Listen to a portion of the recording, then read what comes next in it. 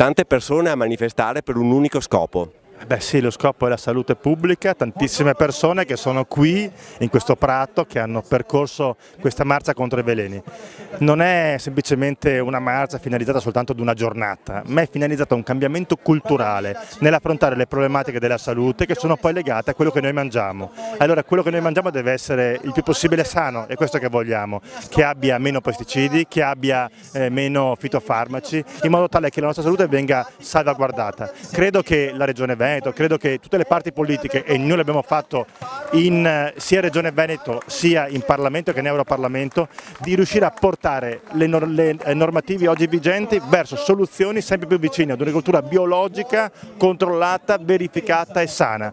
Questa è la prospettiva comune e quindi partire dal Veneto, che ha del Made in Italy, ha del Made in Veneto, insomma delle qualità enogastronomiche eccezionali, bene, queste attraverso anche i nostri consumi deve essere portato verso veramente una qualità di produzione che possa portare dentro di sé la salute che tutte queste persone stanno cercando oggi.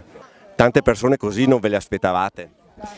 Beh, in realtà la tensione era tanta fino in ultima, invece i risultati ci sono stati. Vuol dire che questo è un problema sentito e si vede il risultato, si vede che siamo nel giusto. Dopo questa giornata, come intendete procedere con la vostra protesta? Cosa volete ottenere?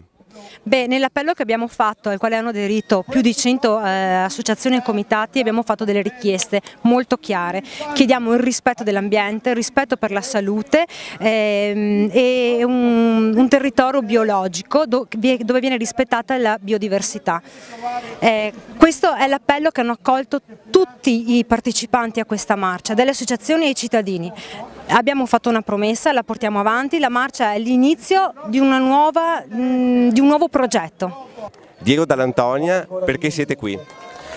Siamo qua per essere solidari a questa iniziativa che ha lo scopo preciso di tutelare sostanzialmente la salute pubblica, quindi la salute di tutti noi e principalmente dei nostri ragazzi, dei nostri giovani.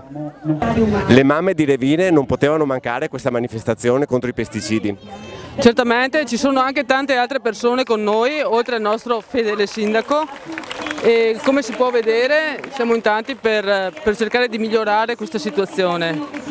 Stop ai pesticidi e avanti tutta. Carol, ci racconti la tua storia?